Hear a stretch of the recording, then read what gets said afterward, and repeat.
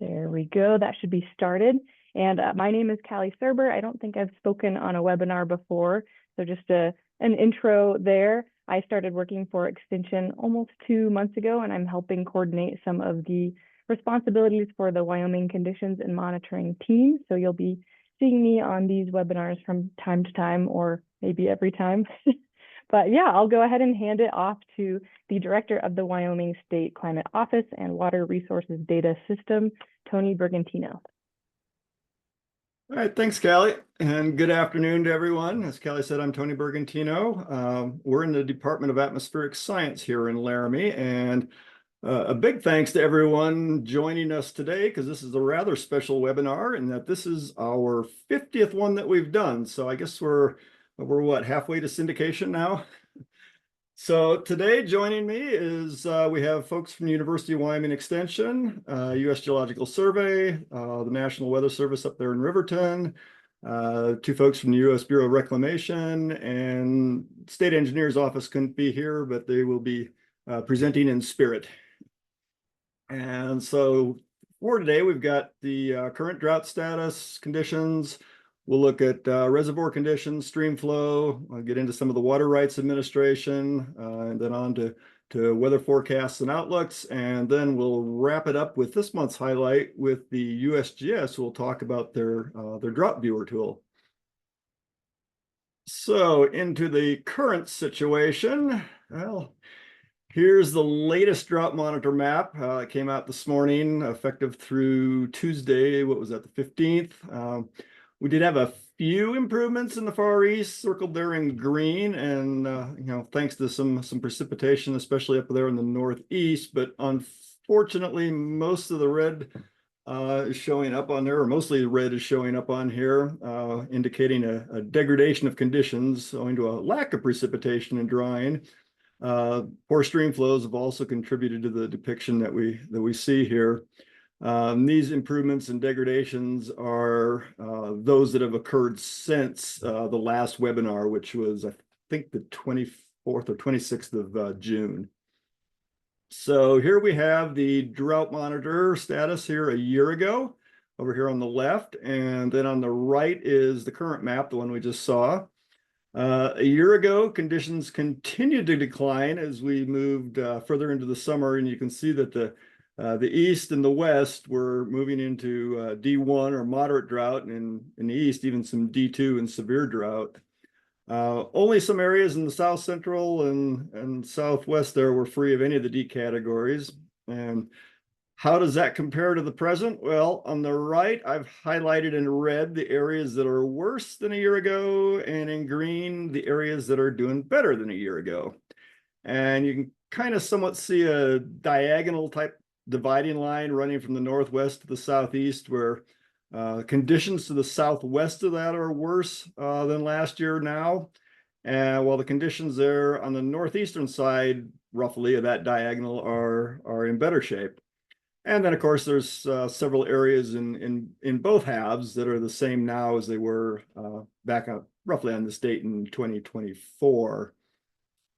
So our 25-year look at drought in Wyoming, at first glance, would show a diminishing of this cycle, but that's kind of the trouble when you compress a quarter of a century into a graph of this size. The percent of Wyoming affected has gone from, it was 64.9% last time, to it's gone up to 77.55%. And that's all those D conditions at D0 through D4, or extreme drought or exceptional drought. The D0, not actually drought, but it is a category that shows up on the map, and it's just abnormally dry, sort of a heads up of, hey, we're either going into or coming out of drought, and conditions are still not as good as they could be. If we look at the actual drought categories, the D1 through D4, that percent of area has gone from 44.33% last month to up to 52.2% this month. So let's concentrate on about the last 5 years, and that recent increase in area is a lot more evident here. While we still have no D3 or extreme drought, you can see that the levels of D1 and D2, or the moderate and severe drought, orangish being the the D2 and sort of the tannish color being the D1 are going up. It's not as visible, but the yellow D0 area has also increased here at the far right up on the top. We went from just under 5.5% D2 last month to just about 8% this month. And we've been at just over 35% of the state having no D category last month, but now we're only at 22.45% having no D designation. So the last 2 weeks precip shows some pretty good amounts in the northeast and even the west central, north central parts of the states, picking up some decent amounts. There's some spots scattered mostly through the southern part of the state that were below median, especially in Goshen County, right near the border. In terms of a percent of normal, this is a percentile, but as a percent of normal, which is sometimes more commonly used, the area over here in Goshen County was running about 10 to 15% of normal, while this purple up here in the northeast was upwards of 300% of the normal. All right, kicking back in time to the last 90 days. Again, a pretty good dividing line, east and west of the Continental Divide, depending on how you draw it. The Sierra Madres and Midbows, along with the Shoshone and Yellowstone basins in the north, are also in deficit the last 3 months.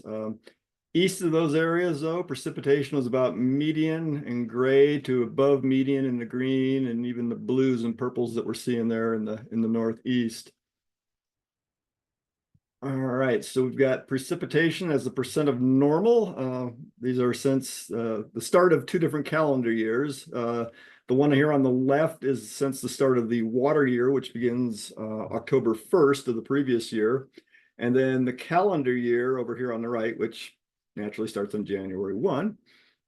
Kind of like the last webinar, the depictions here they're falling pretty well in line with each other as far as the shapes and where you're seeing the amounts above and below average. Although the calendar year percent here, the percent of normal is usually higher when you look at it compared to the water year, but there are exceptions, such as down here in far south in Sweetwater County, where you can see the calendar year precipitation is lower than the water year in terms of percentage of average.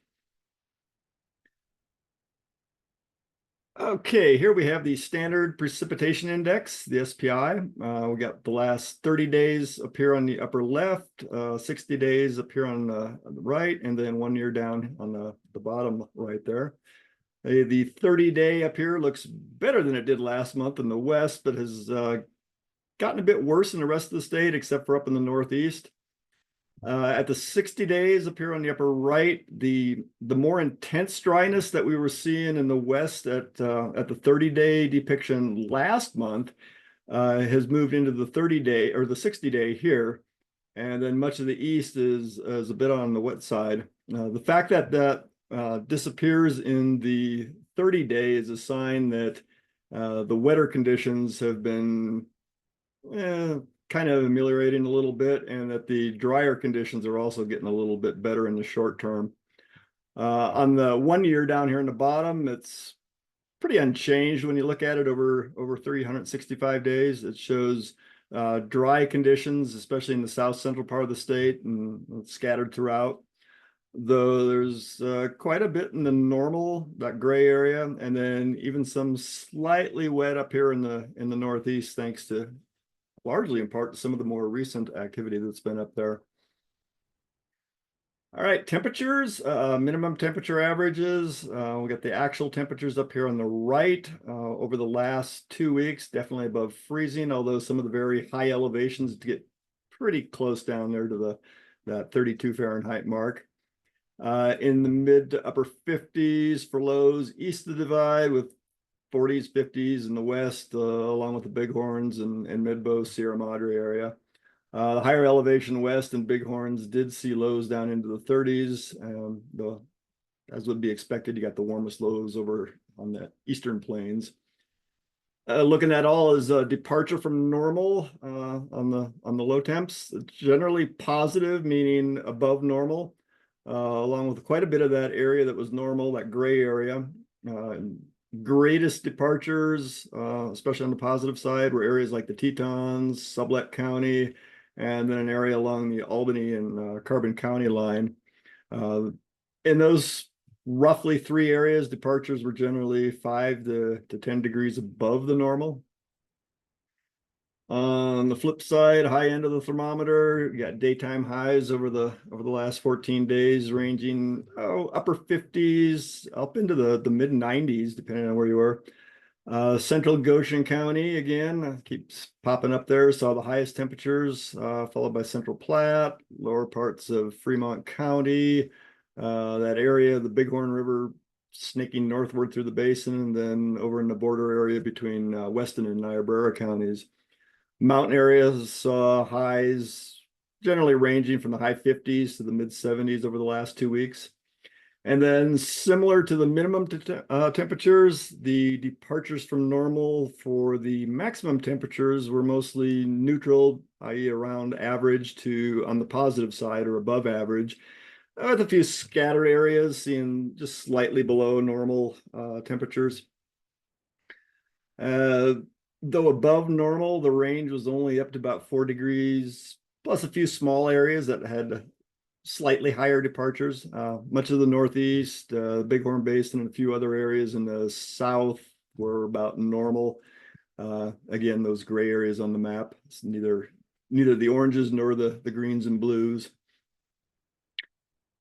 Thanks to that precip up in the Northeast, for the soil moisture, and to a lesser extent over there in the north central parts, soil moisture conditions there have improved somewhat, but unfortunately now I have to continue with the rest of the state and have to say that conditions have deteriorated considerably in the last 2 weeks. A very large chunk of the state, up to the northwest, along with the southwest, south central parts, is below that second percentile, so down in that lowest category that we look at. If you go up to the 5th percentile as a cutoff, it covers basically all of the west, most of the south, and that pattern, well, it understandably resembles the 90-day precipitation, and of course the U.S. Drought Monitor map that we saw, since soil moisture is definitely considered when we're looking at recommendations for changes in the drought monitor. So when conditions are poor, it's always best to go first. So I will now turn things over to Aaron Fiaschetti with USGS, who will continue us on this track for the surface water side of the story. The good news doesn't continue with me, huh? So, well, here we are. Thank you for the opportunity to talk. Here's a look from the National Water Information Dashboard showing current conditions, and we'll just kind of run through these percentiles. That's mostly what we'll be talking about here. Is percentiles, a ranking of the data and a way to compare current data to historical data. So what the green dots here are showing a normal condition, that's a 25th to 75th percentile, with the 25th being a lower flow condition and the 75th being a higher, and your middle value would be the median there. And then we don't have to worry about above normal or much above normal conditions right now, and we'll focus on the below normal. That's the oranges, the 10th to the 25th percentile, the 10th being a very low condition. Much below normal is anything below the 10th, so very, very low. And then your bright reds are an all-time low for the day, a record low for that period of record. So yeah, looking throughout the state, you see a fair amount of some green, probably those are generally below the median, and then a fair amount of oranges and reds. And then the white dots are not ranked, which there's quite a few sites that have are not ranked. The data is there, but we're not quite sure why those sites aren't being ranked right now. But I would assume the trend probably generally follows if it's in the west or the south, it's probably going to be below the median for sure. So the next slide here, Tony. So where are we in the water year? This is an area-based hydrograph from Water Watch, and it shows runoff in millimeters. And we're going to focus kind of on the black line for the 2025 water year. And you can kind of see that runoff came on the early end. And then after we hit runoff, which was not even close to the median, things have kind of dropped off into below the 25th and below the 10th percentile. So, and this is kind of a amalgamation of lots of different gauges throughout the state, and probably favors certainly where your water supply is coming from mountains and snow melt. But it's just a general condition here that where runoffs come early and we're receding into low flow conditions where we should be at a much higher flow condition. There should be kind of some water around, water available for irrigation, and you're seeing things kind of peel off pretty quickly into a low flow summer conditions.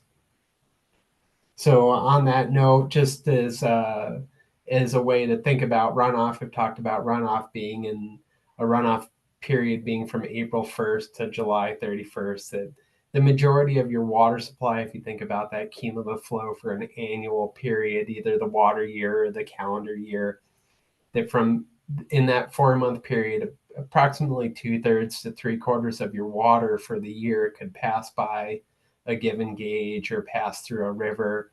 So just looking at April 1 through July 16th, a couple sites were above the median for runoff, the North Fork of the Shoshone and the Belle Fourche. And then you have sites farther south, the Snake, the Green, in the Wind River above Boise, and the Middle Fork of the Powder being below the median. And then down there at the North Platte above Seminole River being below the 25th percentile. And you might say, well, what does that mean? And if you so in 2025, the flow at the North Platte is about 220,000 acre feet less than what the median would be. So that's a pretty significant volume of water that didn't pass by that gauge this year due to drought conditions in that area. I showed this graphic last time, and the only thing to really change was the Snake River above Palisades. That went from above the median to below the median. So conditions have been pretty stable here in the last month. So moving on here, just to bounce around to a couple gauges throughout the state. Here's the North Fork of the Shoshone. Looking at this site, runoff looks pretty normal. Had some pretty good flows there, and then in the timing of it looks a little bit early, but pretty close. And then after that, flows have kind of dropped off pretty close to the 25th percentile, and they haven't been sustained there, and that could be due to rain, or that could be kind of due to prolonged drought on the landscape. I'm not exactly sure there, but yeah, things have kind of hung out right around that, just above that 25th percentile, and they'll probably stay there unless we have some sustaining precipitation events going forward. And moving on to the Middle Fork of the Powder here, kind of at the start of the water year, flows were kind of hanging around that 25th percentile, give or take, above and below. And then we kind of had a runoff that looked pretty normal, give or take. And then a very similar pattern to what we saw in the Shoshone, where things have receded into very close to the 25th percentile there. After that snow melt and precipitation has passed, and probably expect that to continue going forward. Moving on over to the Green River above Warren Bridge. Little bit different scenario here. It seems like flows looked pretty good in the middle of the winter into early April, and then right around the peak of when runoff should have occurred, flows were dipped down into that 10th percentile, came up, and then dove back down pretty quickly. And if you think about where Tony's cursor is right now, where that black line is, if you kind of move that up to where the median, there should be some pretty abundant water available there right now, and it's in a different place than what would be normally in that location. So, and then moving over to the Snake River above the reservoir near Alpine. This one kind of stands out as seeing runoff kind of showing up pretty early at that site there in May and June, and then trailing off very quickly. So that seems to be the common theme here, is that once runoff has passed, we're moving into a below normal or well below normal condition throughout these gauges here, and expect that to continue on probably. Moving over to just an overview of reservoirs. As what you'd expect, runoff has passed, and then there's going to be a need for water downstream. So there's been decreases in storage throughout the state as that water's moved down to meet whatever need that would be. In the Green Snake in Bighorn, those reservoirs are generally 80 to 90% full, where there's less drought and better water supply. Down in the Platte in Belle Fourche, the conditions are a little bit lower, ranging from 45 to 75% full. So that's all I have for right now. I'll be talking with you a little bit later. All right, thanks, Aaron. So we'll turn to reservoir status and operations, and we have Liz Cresto and Amanda Becker to go over, conditions around Wyoming. And like last month, we'll start it out with Liz in the Bighorn and North Platte, and then go to Amanda in the Upper Colorado. Liz. So thanks. Aaron had a great introduction to what's going on with our reservoirs. I'm with the Bureau of Reclamation out of the Wyoming area office, covering the Bighorn Basin in the North Platte. These three graphs shows our major reservoirs in the Bighorn Basin, starting off with Bull Lake. The graph shows the storage fill from October 1 through current. So Bull Lake did not fill this year, peaked at about 70% full, and we're now delivering extra water. We're decreasing the reservoir contents to meet irrigation demands. They are trying to monitor the irrigation deliveries to kind of stretch out the season from Bull Lake. Boise filled to 84% full and is also in decline. Buffalo Bill didn't quite fill. We reached about 92% full. Next slide.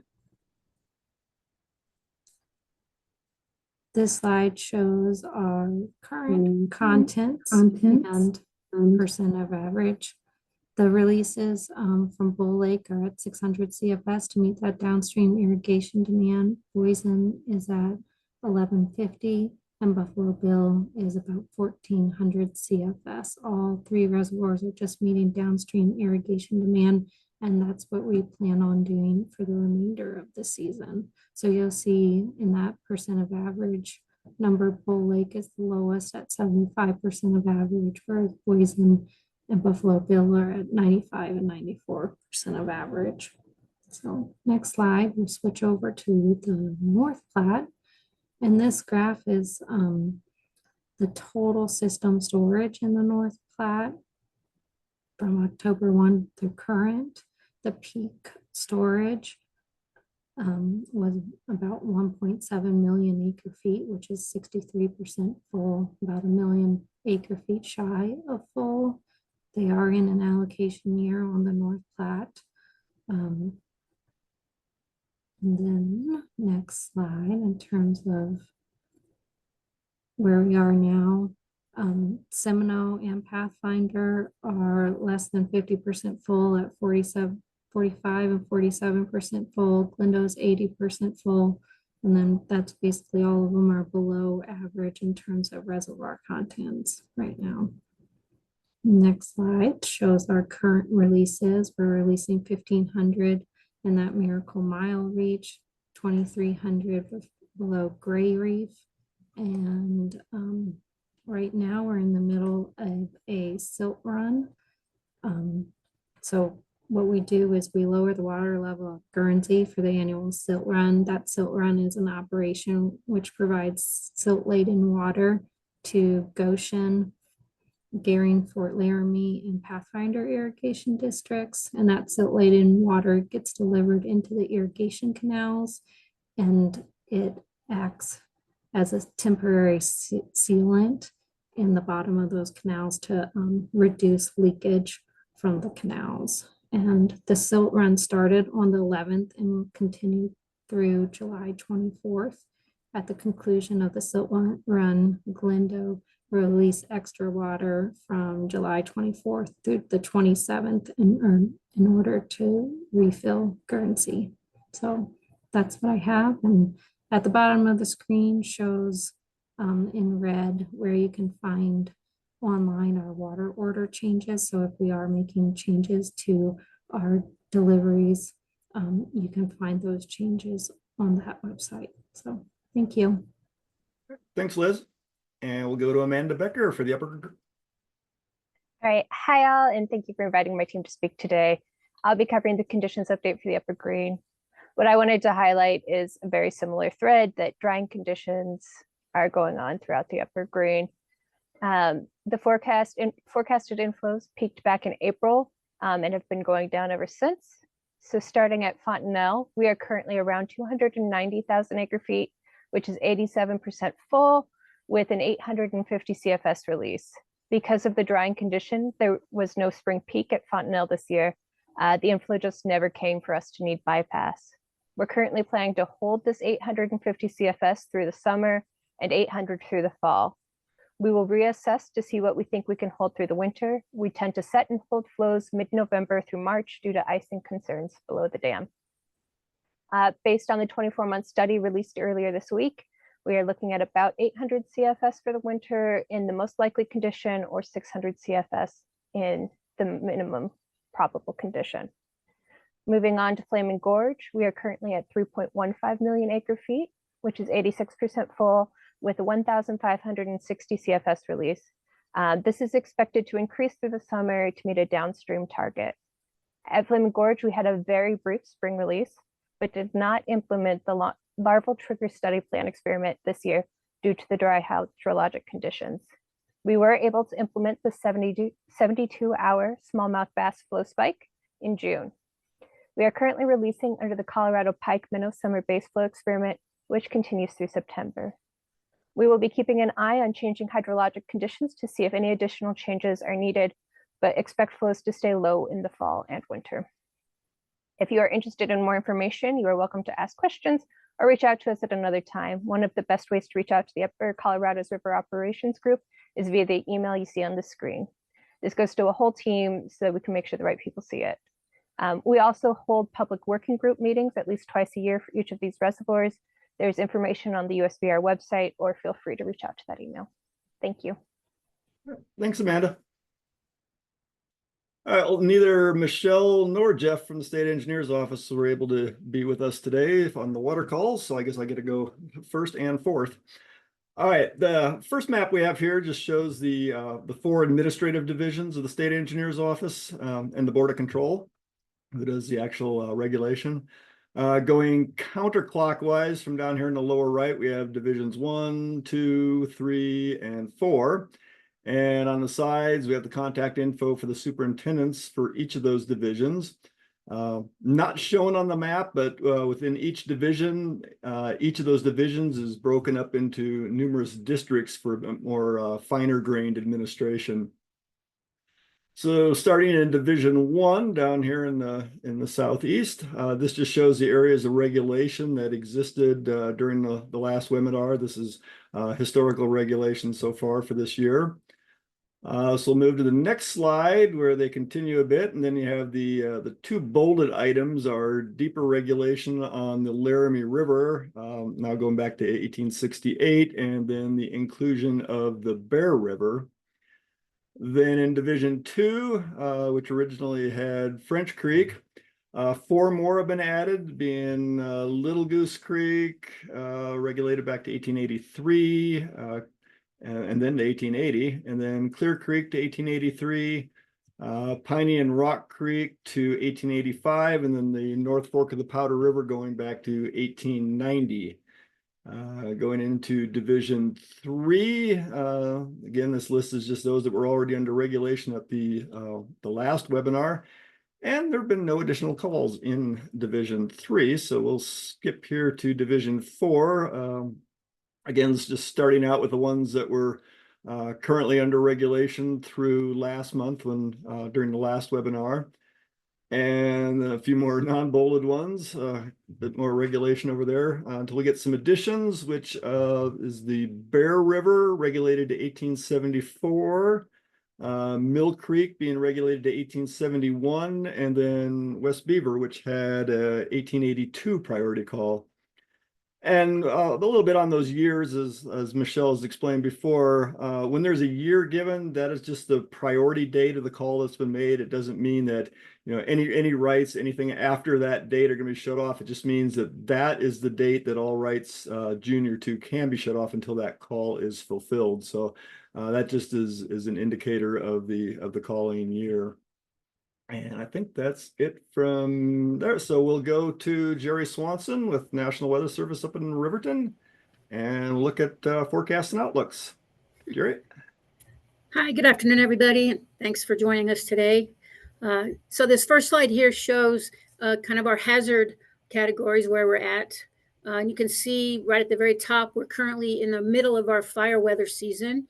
And today we have a good portion of southern and central Wyoming that is under red flag conditions, red flag warnings until 8 p.m. tonight.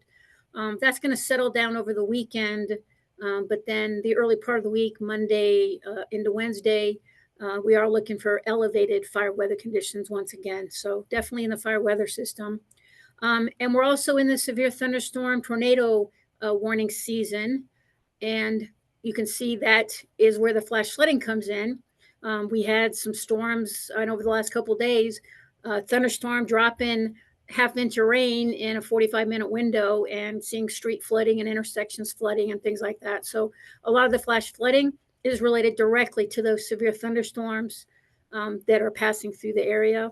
And I know we've had a couple, I don't think we've had any tornadoes yet, or maybe we have, but definitely we're definitely in that season right now.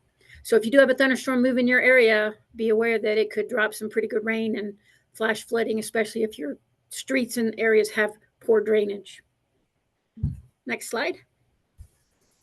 So here's the 7-day precip outlook. We're not looking for any major storms to come through pretty much, or any major fronts, except for in the northeastern part of the state. You can see the darker green there, 0.25 to just less than a half inch of rain, and they're just going to be affected by some storms coming in from the northwest. The majority of the state, though, is in that 100th to 900th of an inch of rain, and these are mainly going to be isolated thunderstorms and rain showers that move through the area. The south and southeast Cheyenne area, and then, like I said, over the northeast, they're the ones that are going to see more of the activity with the good southwesterly flow, and still some of the monsoon season going on. And then over the mountains, the thunderstorms can develop up there as well. And then, like I said, Sunday through midweek, a good part of at least western Wyoming is going to be on the drier side, with just some isolated afternoon thunderstorms and rain showers. Go ahead. So here's the 8 to 14 day outlook, and more bad news. You can see the right-hand side there is the precipitation outlook, and the gray area is leaning toward normal precipitation amounts, but the brown area to the west definitely leaning toward drier than normal conditions. And that's exactly what we've been saying all along, that the west and southwest is just going to be drier. And then you can see the temperature outlook on the left, and basically looking for above normal temperatures for most of the state, likely, and then leaning toward above in the western quarter there of the state. So warm and dry, unfortunately, for the next for the 8 to 14 day outlook. Go ahead. Here's the outlook for next month, for August. And once again, you can see a good part of the state is leaning toward that above normal temperatures, with the west having even higher possibilities of above normal temperatures. And then pretty much the entire state looking at that below normal for precipitation, with the northwest areas having the biggest chance of below normal, but the whole state pretty much is looking at below normal precipitation for August. Next slide. Here's the outlook for the 3-month outlook, and not a lot difference. You can see definitely temperatures on the left still leaning likely above normal temperatures, and for our condition for precipitation for the 3-month outlook, below normal. Just leaning toward below normal, but still not seeing any green in our area, unfortunately, for the next 3 months for the most part. Go ahead. I think that's the last one there. That is. Thanks, Jerry. All right. All right. Now for our highlight of the month, we're going to go back to Aaron Fiaschetti, who's got the drought viewer of the USGS, and I am going to stop share here so he can take over. All yours, Aaron. All right. Can you guys enable me to share my screen? That might help, wouldn't it?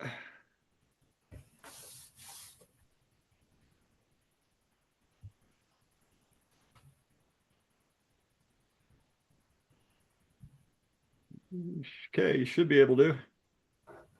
Okay.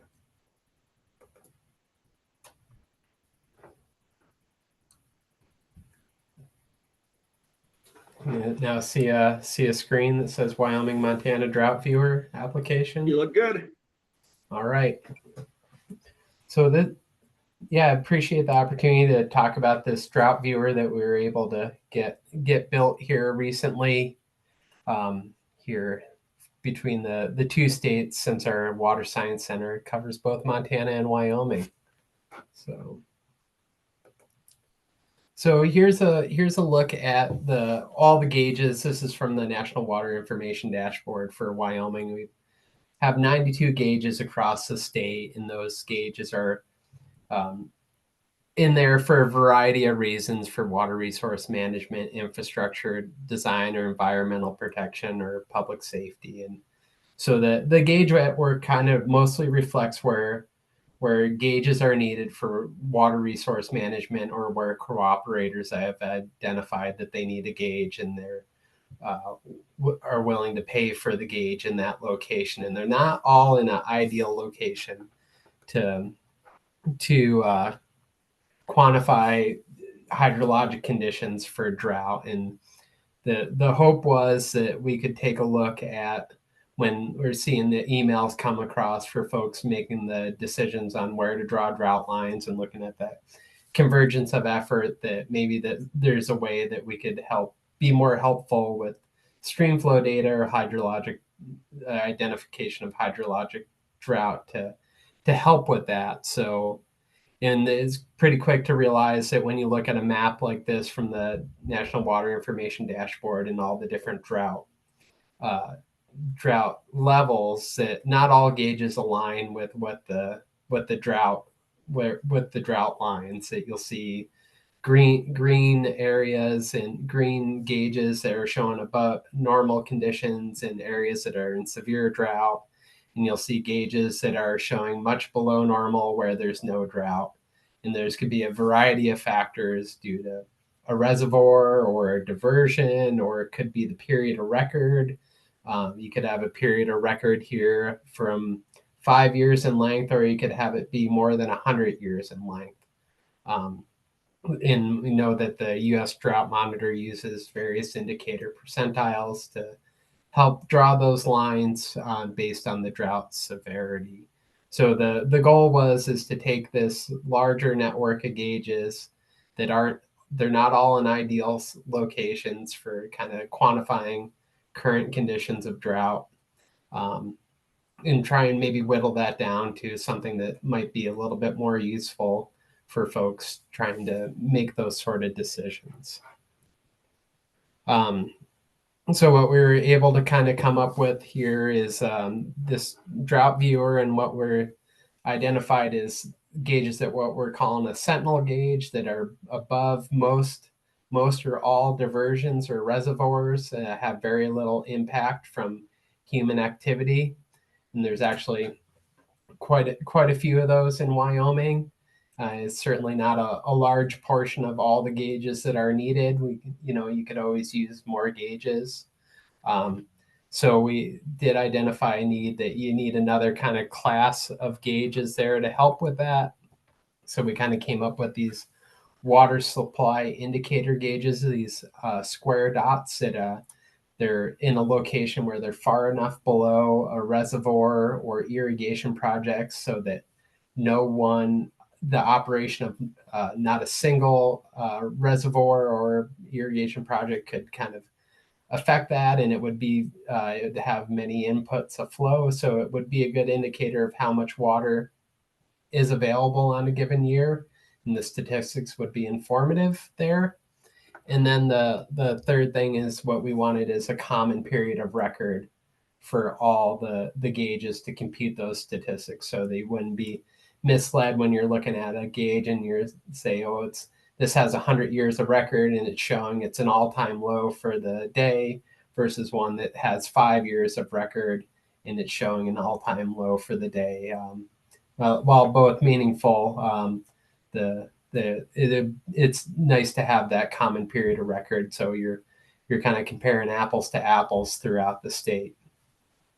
So that's there, and a few more things that we wanted to have available is you can get from the water information dashboard is a real-time flow, but we also wanted to have the availability for a daily mean. And certainly this time of year when you're into a more kind of stable low flow period, it's nice to be able to look at a 7-day mean and kind of see what that trend is and not have that value when you're looking at a dot map be overly influenced by a little bit of rain or maybe some sort of a change in water use on a given day. So that's a helpful kind of a pond. Now that have this proof of concept out there, it would be nice to have a 30, 60, or 180 day kind of value there to align with some of those other indices that are used in drought. So as a way to visualize the data, we took a little bit of different approach than what's on the water data for the nation. So we're showing just the real-time data with quartiles, the upper and lower quartiles in green there. The current data is in blue, and then you have the median in the solid green line and the mean with the dashed, and then the max and min for the day. And then we have also a cumulative flow volume, so you can kind of get an idea of where the runoff is for that current year, how much water's passed by that gauge, and then those statistics for the last 30 years, and those 30 years of data presented graphically there in the bottom, showing the cumulative flow for the April through July values. And then another feature that we wanted to have available is water temperature. So this uses all water temperature gauges for the state, and then that kind of that displays that in a categorized there between 80 degrees and 50 degrees and incrementally in between. In the particular Montana, it seems more and more frequent that there's some sort of hoot owl restriction for fishing, and that decision is made based on 3 days of a maximum temperature of 73 degrees or more. So it was a goal was to have that someone be able to quickly identify what the max and min temperatures for the past 3 days there, so that data is displayed graphically and tabularly there for the 29 sites that are collecting water temperature data in Wyoming, as well as what's available in Montana also.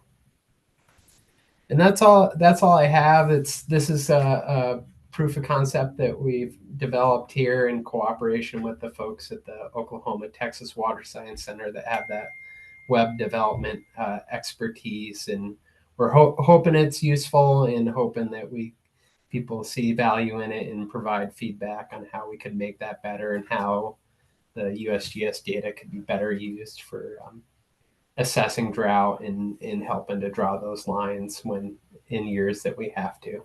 So that's all I have. I appreciate the opportunity to talk about it.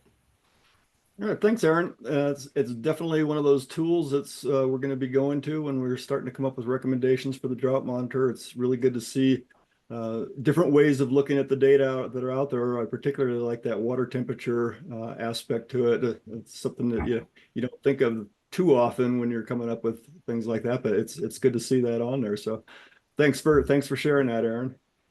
Sure thing. I'll give you back control here. All right, let's see if I can steal it. There we go. And go to there. And before we conclude, I just wanted to mention an opportunity to sign up for a webinar being put on by the Missouri River Basin DEWS, the Drought Early Warning System. Our own Callie Serber and Hannah Rogers will be presenting on drought adaptation resources for Wyoming producers. So I would encourage any of you interested in that to sign up and attend. I'll just leave this slide up here for another 10 or so seconds in case anyone wants to jot that bit.ly link down or give a quick scan of the QR code. And this slide will be in the webinar slide deck when we put the webinar online, so you can grab it there too if you don't get it while we're talking here. And with that, I'll move on, and I'm going to turn it back over to Callie to take us to questions and answers. Yeah, thank you all. Thanks so much to our speakers this month, and an extra thank you to Aaron for presenting the highlight of the month as well this month. And thanks to our attendees. I will go ahead and stop our recording and then take any questions.